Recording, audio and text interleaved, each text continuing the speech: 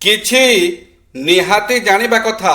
ଗୀତା ଦାନ କଲେ ମହାପୁଣ୍ୟ ଲାଭ ହୋଇଥାଏ। କୁଜନ ସଙ୍ଗ କଲେ ଧର୍ମ ନଷ୍ଟ ହୁଏ। ପ୍ରାର୍ଥନା କଲେ ହୃଦୟରେ ନିଷ୍ଠା, ଶୁଦ୍ଧ ଆଚରଣ, ପବିତ୍ରତା ଆସେ। ସମର୍ପଣ ଭାବ ଆସେ। ଆଚରଣରେ ସଂଯମତା ଆସେ। ଅନ୍ୟଠାରୁ ସମ୍ମାନ ମିଳିଲେ ଜୀବନ ସାର୍ଥକ ହୁଏ। ଆତ୍ମ ସଂଯମ କଲେ ମନରେ ଶାନ୍ତି ଓ ସ୍ଥିରତା ଆସେ। ସ୍ନାନ ପରେ କପାଳରେ ତିଳକ ଧାରଣ କଲେ ଆଜ୍ଞାଚକ୍ର ଜାଗ୍ରତ ହୁଏ। ସଂସାର ଧର୍ମ ପାଳନ କଲେ ଭଗବାନ ଖୁବ୍ ଶୀଘ୍ର ଦୁଃଖ ଶୁଣନ୍ତି। ଉତ୍ତରକୁ ମୁଣ୍ଡ କରି ଶୋଇଲେ ମସ୍ତିଷ୍କର ଶକ୍ତି କ୍ଷୀଣ ହୁଏ। ଚତୁର୍ଥୀ ତିଥିରେ ସୂର୍ଯ୍ୟଙ୍କର ବିଷାକ୍ତ କିରଣ ଚନ୍ଦ୍ର ଉପରେ ପଡ଼ିଥାଏ। ଏଣୁ ସେଦିନ ଚନ୍ଦ୍ର ଦର୍ଶନ ଶୁଭଦାୟକ ନୁହେଁ।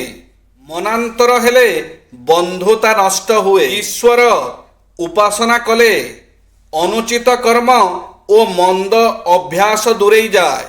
ଆଳସ୍ୟ ବୃଦ୍ଧି ହେଲେ ବିବେକ ନାଶ ହୁଏ। ଛିଡ଼ା ହୋଇ ପରିସ୍ରା କଲେ ଅଣ୍ଡକୋଷ ପ୍ରଭାବିତ ହୋଇଥାଏ। ଆସନ୍ତାକାଲିକୁ କେହି ବି ଦେଖିନଥାନ୍ତି। ଆସୁଥିବା ମୁହୂର୍ତ୍ତରେ କ'ଣ ବା ଘଟିବ ତାହା କେହି ବି ଜାଣିନଥାନ୍ତି। ସେଥିପାଇଁ ଏଇ ମଣିଷ ହସୁଥିବାର ବର୍ତ୍ତମାନ ସମୟକୁ ଜୀବନ ହିଁ କୁହାଯାଇଥାଏ। ମନୁଷ୍ୟର ସବୁଠାରୁ ବଡ଼ ଧନ ଓ ସମ୍ପତ୍ତି ଖୁସି ହିଁ ହୋଇଥାଏ। କାହିଁକି ନା ଯାହା ପାଖରେ ଖୁସି ଥାଏ ତା ଶରୀର ସୁସ୍ଥ ଓ ଅତ୍ୟନ୍ତ ସୁଖୀ ହିଁ ହୋଇଥାଏ।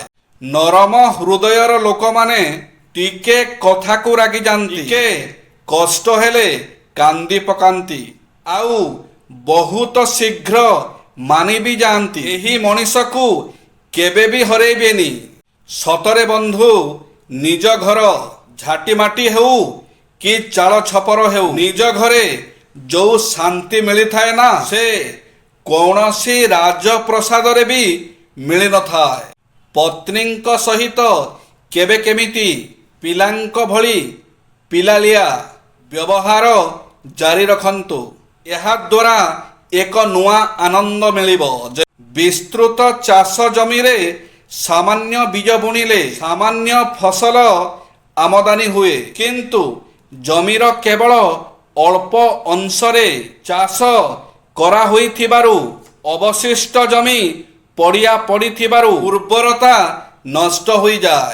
ଅଳସୁଆ ହୋଇ ବିଦ୍ୟାର ଅଭ୍ୟାସ ଓ ଉପଯୋଗ ନ କଲେ ଏହା କାମରେ ଆସେ ନାହିଁ। ବିଦ୍ୟାର୍ଜନ ପାଇଁ ବ୍ୟୟ କରିଥିବା ଅର୍ଥ, ସମୟ ଓ ଅଧ୍ୟବସାୟ ନଷ୍ଟ ହୁଏ। ଜୟ ଶ୍ରୀ ଜଗନ୍ନାଥ।